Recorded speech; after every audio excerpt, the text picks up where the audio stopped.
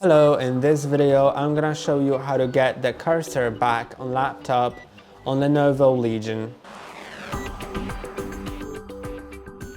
So if your LENOVO Legion doesn't show a cursor, I know mine shows it, but if yours doesn't, then you should go to your keyboard and you can see this symbol on the keyboard, which is the touchpad.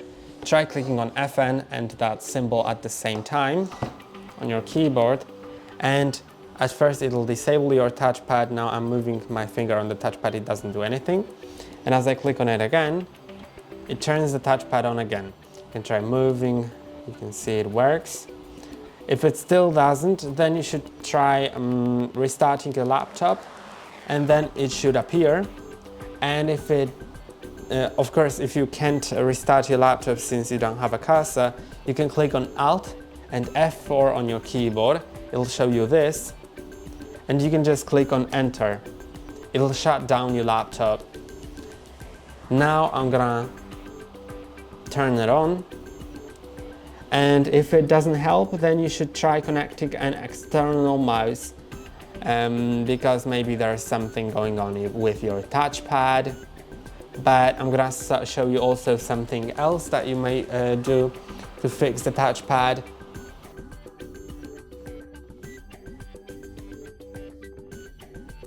And now, since we don't have the cursor, we can just click on the Start button, then type in Settings. Of course, Start button on the keyboard, the Windows key. Type in Settings, then click on Enter, then hit on Tab until you're pointing on the Home. Wait, I'm gonna delete what's written here.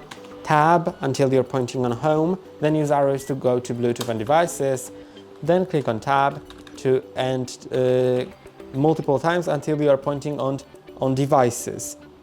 If you go too far, then you can just click on Shift Tab to go back.